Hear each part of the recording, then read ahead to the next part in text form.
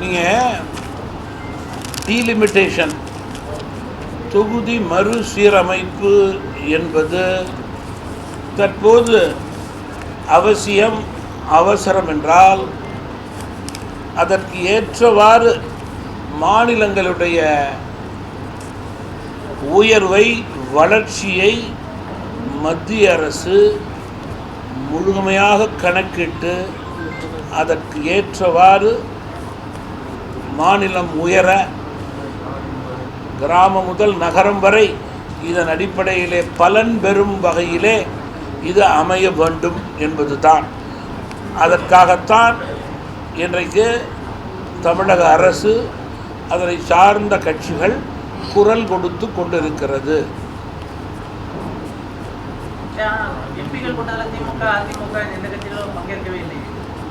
ஏற்கனவே சொல்லிட்டேன், நம்முடைய தமிழகத்தினுடைய வளர்ச்சிக்கு ஏற்ற ஆலோசனை கூறக்கூடிய இடம் தமிழக அரசு கூட்டக்கூடிய கூட்டம் வலுவாக இங்கே அது வைக்கப்பட வேண்டும். அதன் அடிப்படையிலே அரசின் சார்பிலே பலமான முறையிலே டெல்லிக்கு அது எதிரொலிக்க வேண்டும் என்பதுதான் மக்களுடைய விருப்பமாகவே இருக்க முடியும். தமிழ்நாட்டில் தேசிய ஜனநாயக கூட்டணிக்கு ஒருங்கிணைப்பாளர் என்ற அளவுல முக்கியமான பொறுப்புகள் இருந்தீங்க. ஆனாலும் தமிழ் மாநில காங்கிரஸுக்கு அந்த தேசிய ஜனநாயக கூட்டணி பாஜகவுடனான கூட்டணி தேர்தல் முடிவுகளில் பெரிய சாதகமான விளைவுகளை ஏற்படுத்தலை. இனி வரக்கூடிய காலங்களில் உங்களுடைய கூட்டணி முடிவுகள் எப்படிப்பட்டதாக இருக்கும், எதுக்கு முன்னுரிமை தருவீங்க? நான் முதல்ல எந்த கட்சிகளுக்கும் இடையே நான் ஒருங்கிணைப்பாளராக செயல்படவில்லை. 2, சரியாக முறையாக கூட்டணியை நான் உரிய தருணத்திலே அறிவிக்கக்கூடிய கட்சி தலைமைதான் எங்களுடைய கட்சி. கட்சியினுடைய வருங்கால கூட்டங்கள், கட்சியினுடைய பலவீனம், அதை எப்படி சரி செய்து உயர்த்துவது என்பதை ஆலோசனை செய்து கட்சியினுடைய பணிகளை மேலும் பலப்படுத்தும். தேர்தல்கள் நெருங்கும் போது கூட்டணியினுடைய அவசியம் குறித்து அதிகாரப்பூர்வமாக அறிவிக்கப்படும்.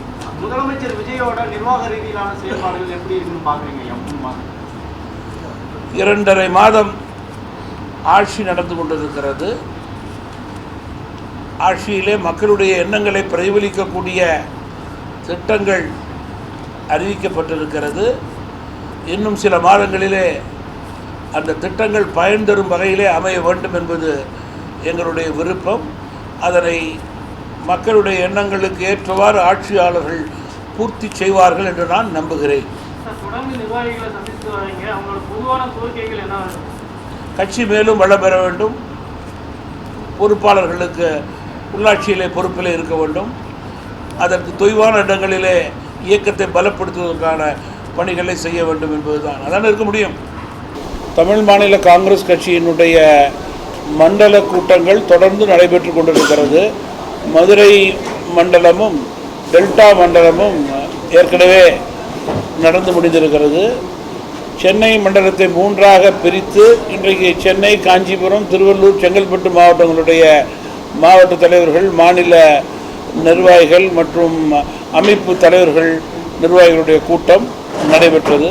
கூட்டத்தினுடைய நோக்கம் உள்ளாட்சி தேர்தலுக்கு இயக்கத்தை பலப்படுத்தி உள்ளாட்சியிலே தமிழ் மாநில காங்கிரஸ் கட்சியினுடைய பிரதிநிதிகள் நல்லாட்சி ஏற்படுத்துவதற்கான நல்ல வாய்ப்பை கொடுப்பதற்கான ஆலோசனை கூட்டம் நடைபெற்றது. ஆக்கப்பூர்வமான ஆலோசனைகளை மாவட்ட தலைவர்களும் மாநில நிர்வாகிகளும் கொடுத்தார்கள். அடுத்த மாதம் நானும் ரெவென்யூ மாவட்ட ரீதியாக எல்லா மாவட்டங்களுக்கும் சென்று ஆக்கப்பூர்வமாக பணிகளை ஊக்குவிக்க இருக்கிறேன்.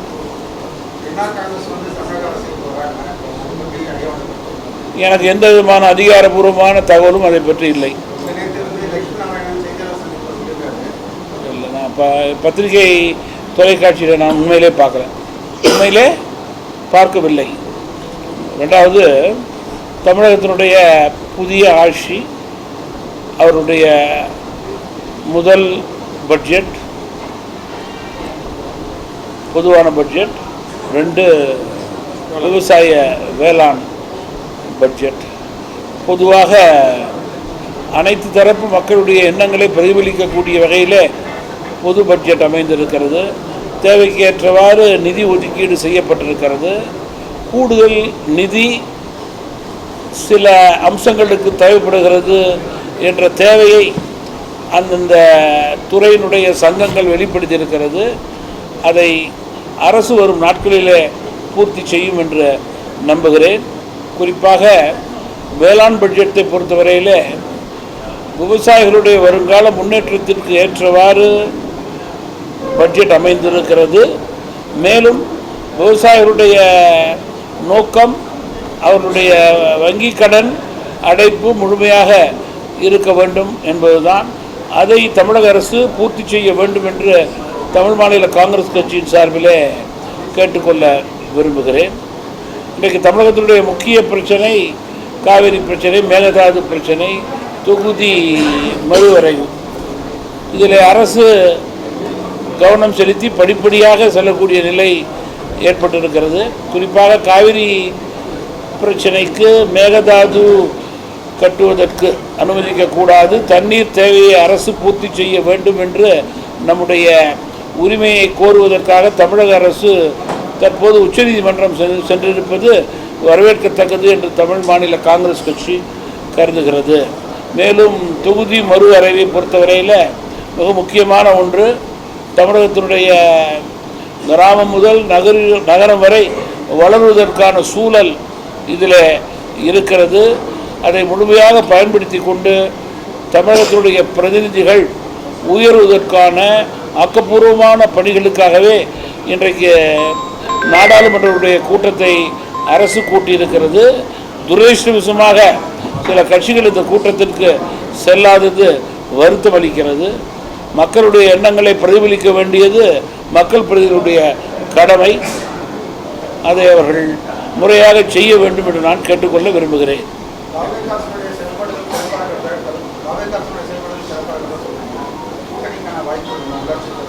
நீங்கள் ஆட்சி நடக்க தொடங்கி 3 மாதம் கூட இன்னும் பூர்த்தியாகவில்லை. தமிழ் மாநில காங்கிரஸ் கட்சியை பொறுத்தவரையில் பாராட்டக்கூடிய விஷயங்களை தொடர்ந்து பாராட்டி கொண்டிருக்கிறோம். எச்சரிக்கை கொடுக்க வேண்டிய விஷயங்களுக்கு தொடர்ந்து விழிப்புணர்வையும் எச்சரிக்கையும் கொடுத்து கொண்டிருக்கிறோம் என்பதில் மாற்று கருத்து கிடையாது. தற்போது தமாகவினுடைய செயல்பாடு உள்ளாட்சி தேர்தலை நோக்கி, உள்ளாட்சி தேர்தலிலே கூட்டணி அவசியம் என்பதிலே மாற்று கருத்து கிடையாது. அது தேர்தல் நெருங்கும்போது முடிவெடுக்க வேண்டிய ஒன்று.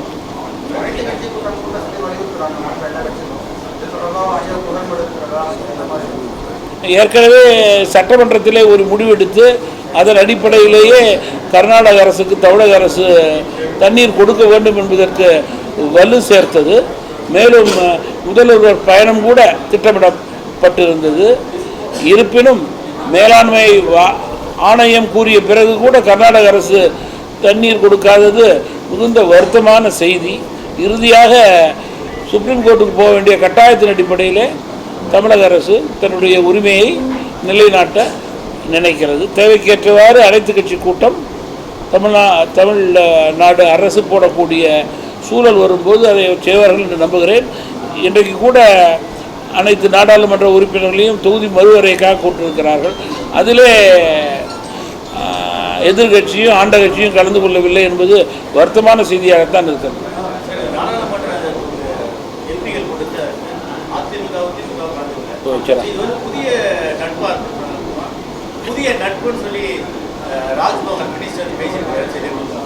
நட்பை பற்றி நான் கூற விரும்பவில்லை, செயலை பற்றி கூறுகிறேன். மக்கள் விரும்பாத செயல்.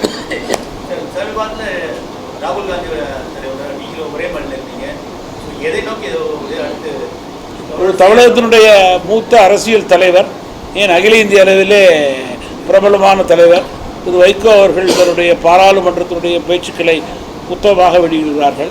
காஷ்மீர் முதல் கன்னியாகுமரி வரை இந்தியாவினுடைய மூத்த தலைவர்கள் கலந்து கொள்கிறார்கள்.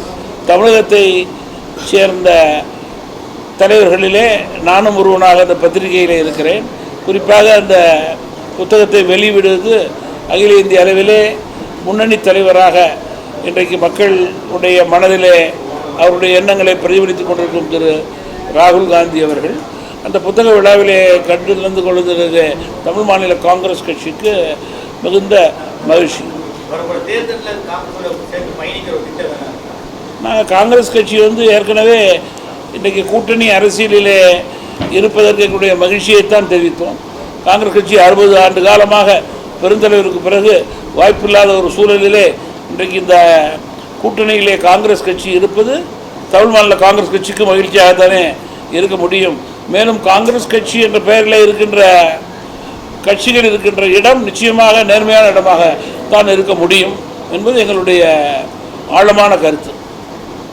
அரசியல் பண்பாடு நாகரீகம் இதனை முதன்மையாக வைத்தே அரசியல் தலைவர்கள் தங்களுடைய பேச்சுக்களை முன்னிறுத்த வேண்டும் என்று தமிழ் மாநில காங்கிரஸ் கட்சி இல்லை.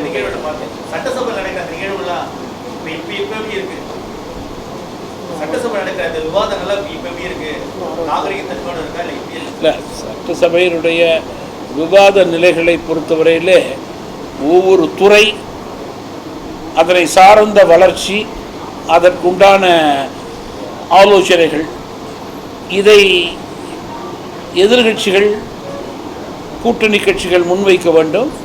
அதற்கு ஆக்கப்பூர்வமான முறையிலே அரசு ஆலோசனைகளை கூறி செயல்படுத்தக்கூடிய நிலையை ஏற்படுத்துவதற்கான நம்பிக்கையை கொடுக்க வேண்டும்.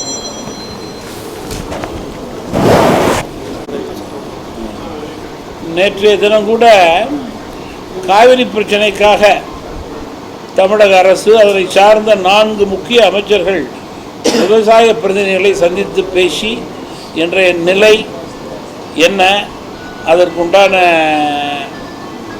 என்ன மாதிரி இந்த பிரச்சனைகளை தீர்க்க முடியும் என்ற விழாவாரியாக பேசியிருப்பது விவசாய வர்க்கத்தினுடைய எண்ணங்களை அரசு பிரதிபலிக்கிறது என்பதே அதனுடைய அர்த்தமாக இருக்கிறது.